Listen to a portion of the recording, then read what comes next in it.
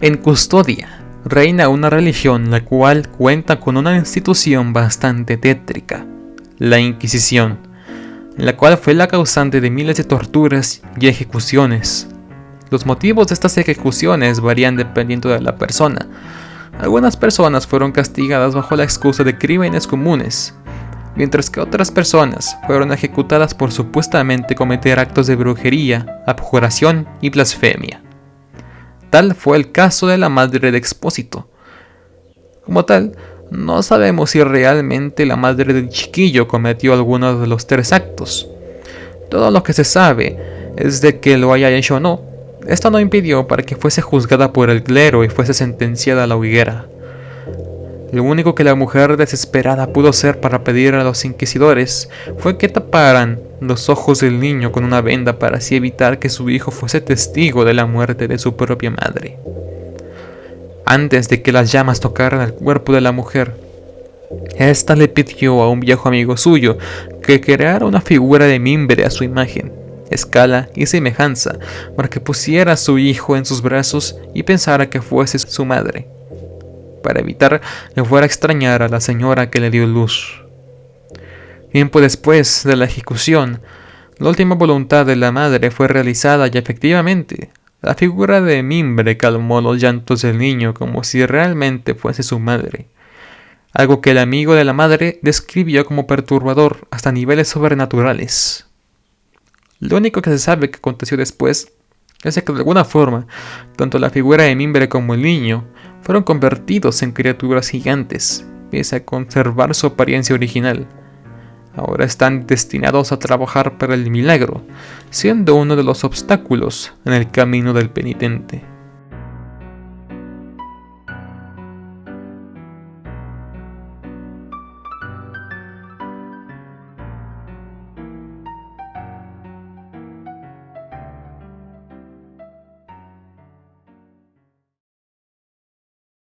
Como ya se había mencionado antes, la Inquisición de Custodia era una cruel y despiadada, pues no importaba si eras una persona inocente.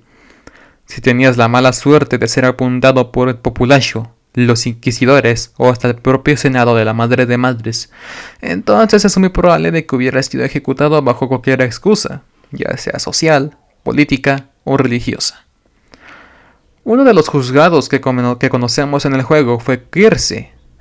De acuerdo a lo contado por Leo Gracias, sabemos que Circe fue probablemente parte de la hermandad conocida como los Amparados. Pues bien, tal y como pasa con la hermandad de Lamento Mudo, muy posiblemente la iglesia de Madre de Madres no tuvo una buena opinión sobre esta hermandad, apuntándolos así de herejía. Lo que se sabe que aconteció después fue de que al momento de quemar a Circe en la hoguera, este empezó a suplicar el milagro por ayuda mediante rezos desesperados que hacía mientras las llamas de la hoguera subían hasta su cuerpo. Tiempo después de haber sido quemado vivo, el milagro respondió ante los rezos de Circe, haciendo que el pobre hombre volviese nuevamente a la vida al mismo tiempo que las llamas se prendían de nuevo, dando un espectáculo espeluznante en el que Circe moría y revivía una y otra vez, agonizando de las llamas que quemaban su cuerpo de manera constante, hasta el punto en el que su piel se hizo inmune a las llamas del milagro, siendo esto una prueba de fe en la que Circe tenía que probar que realmente tenía su fe puesta en las manos de su deidad.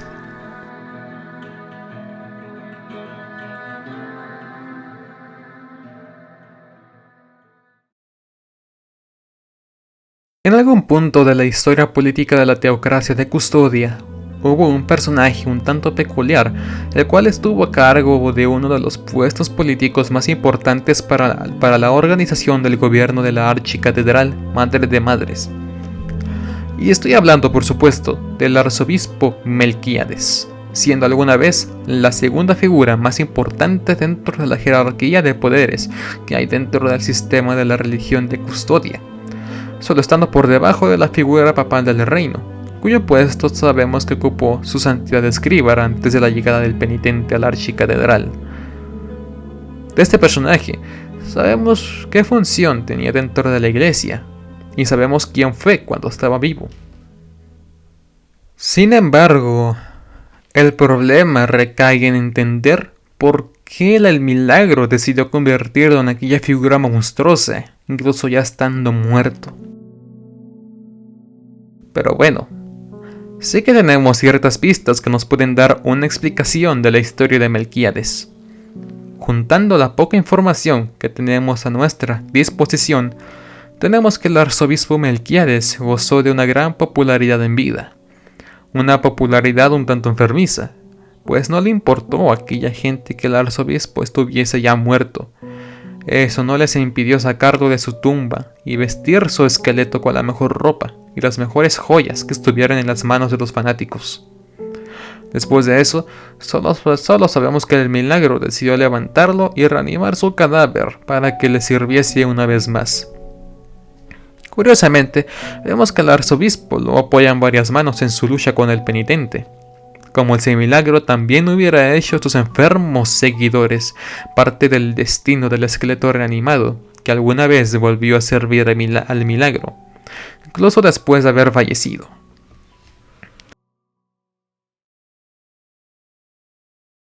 Un dato curioso es de que tanto el diseño como la historia de Melquíades están inspirados en los santos enjollados, cadáveres de santos encontrados en Roma en el siglo XVI, los cuales fueron exhumados y vestidos con una multitud de joyas y ropajes costosos.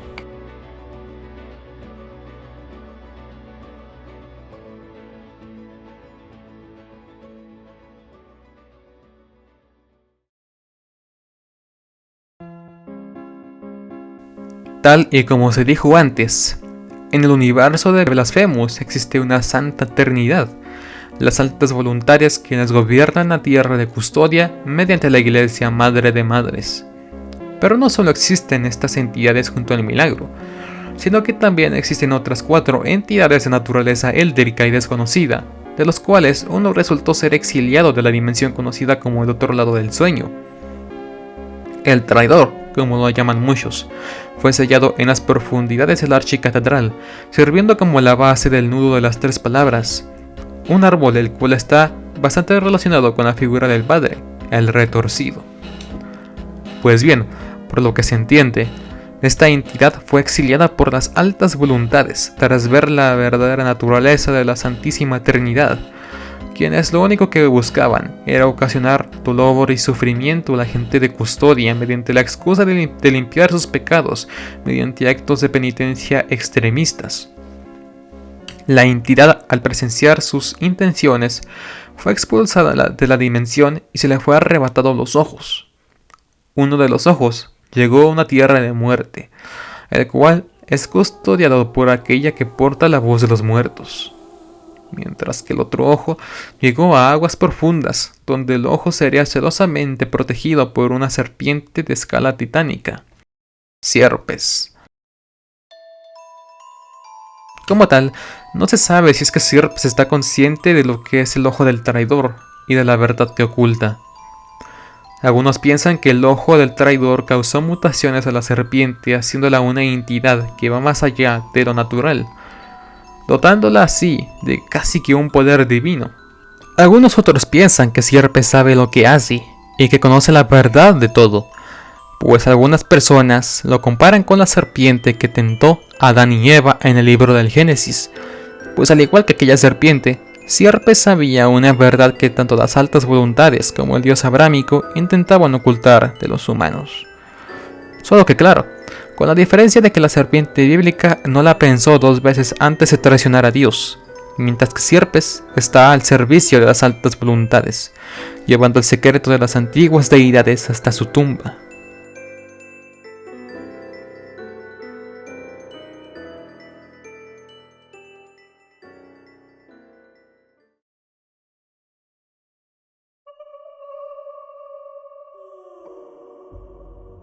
De acuerdo con las descripciones de objetos relevantes, Isidora fue alguna vez una cantante que deleitaba a los niños del pueblo de Albero con sus canciones. Un día, el milagro se manifestó mientras ella cantaba, haciendo que los muertos en el cementerio cantaran en respuesta a ella.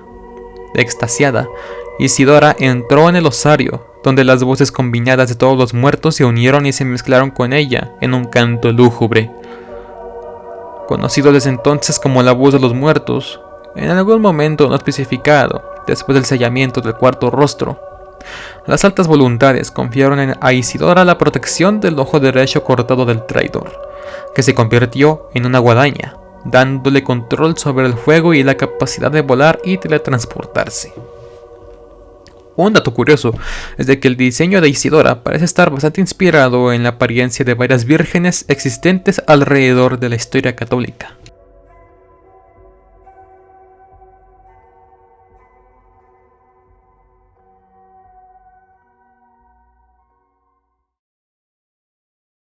Como es bien sabido, a pesar de que la era del trono girado haya traído solo desgracia a la gente de Custodia, aún siguió habiendo varias personas quienes defendían las acciones del milagro y de las altas voluntades, justificándose con que esto era más que otra prueba de fe por parte de la divinidad, un acto de penitencia, el cual tenía que realizar todo el reino incluyendo sus máximas figuras políticas y religiosas. De entre sus defensores, podemos encontrar a su santidad Escribar y a básicamente todos los miembros de la Iglesia Madre de Madres, incluyendo personajes como Esdras y por supuesto Crisanta, de la agonía vendada. De ella, al igual que muchos otros personajes como el protagonista mismo, no sabemos mucho. Solo sabemos que al igual que el penitente, esta se encuentra realizando una penitencia que, aunque contraria a la de nuestro protagonista, se complementa la una con la otra.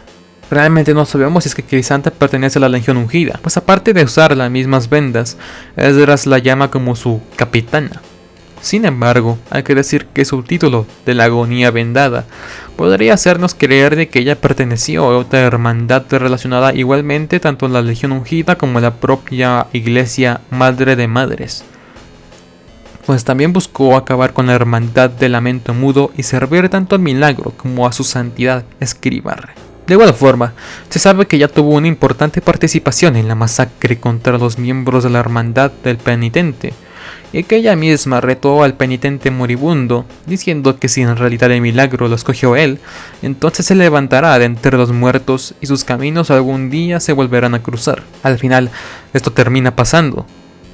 Si seguimos por el camino del final verdadero, veremos cómo después de derrotarla, romperemos sus cadenas atadas a la fe ciega que ésta tenía a la iglesia y a las altas voluntades, ayudándonos tiempo después en nuestra lucha con la tercera y última fase de Escribar, así como también nos ayudará a terminar de una vez por todas con la existencia de las altas voluntades.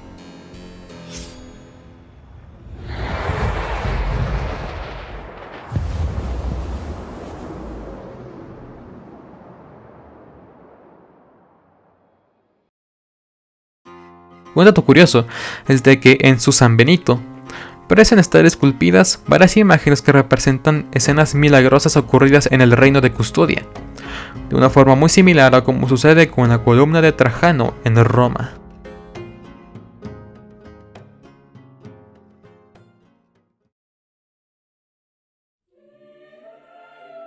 Como ya se mencionó en incontables ocasiones, el gobierno de Custodia consiste en una estricta teocracia, la cual cuenta con su propia jerarquía, una básicamente sacada también de aquella que tiene la Iglesia Católica Romana.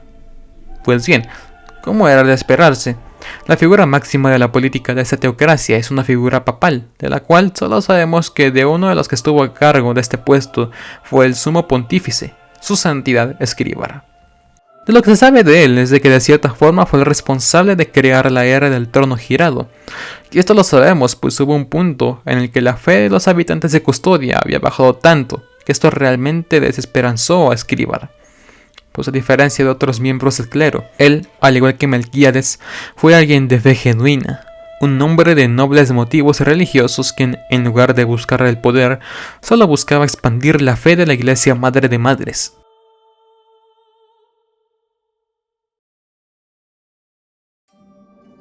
Se cuenta que en un día, en medio de su desesperación, Escribar se volteó de espaldas hacia el mundo junto a su trono, orando al milagro, pidiendo que éste escuchara sus súplicas y rezos.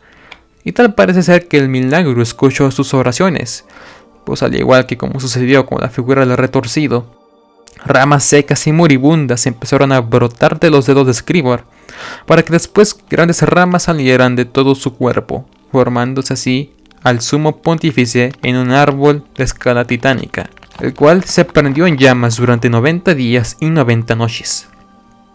Una vez el árbol se quemase, lo único que quedó de este fue una enorme pila de cenizas, las cuales llevarían al viejo trono de su santidad, al cual muchos miembros del clero estaban sedientos de poder. Intentaron acceder al trono para solo fallar miserablemente y ser consumidos por las cenizas, en lo que hoy en día se conoce como la cuna de la aflicción.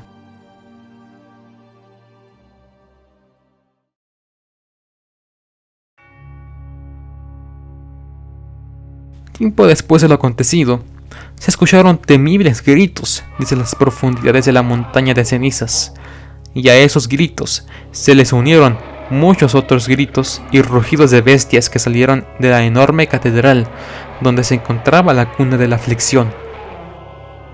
Uno de los gritos destacó de entre el resto, el grito de un anciano que sonó por todas partes como el grito de un gigante. Al final, no era más que su santidad Escribar. Pues resulta que al final, la Iglesia Madre de Madres es nuevamente gobernada por el sumo pontífice Escribar, esta vez renaciendo como una persona tocada por el milagro y las altas voluntades, como una figura semidivina, a la cual se le otorgaron bendiciones y maldiciones, así como un enorme poder divino. Pues después de su transformación, el sumo pontífice obtuvo 3 fases distintas en las que vemos cómo su humanidad se va deteriorando cada vez más cuando derrotamos a una de sus fases. Escribar terminó siendo el principal representante, gobernante, guardián, causante y custodiante de la era del trono girado, una época caracterizada por la constante plaga y las numerosas criaturas abominables sedientas de sangre, haciendo el reino de Custodia un lugar sumamente peligroso para cualquier ser viviente.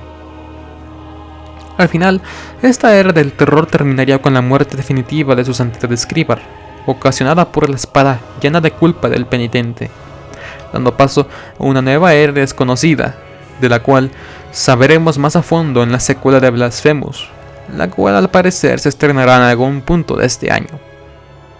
Que la bendición del milagro y la presencia del sombrero estén con ustedes. In this realm of dust and glimmering lights.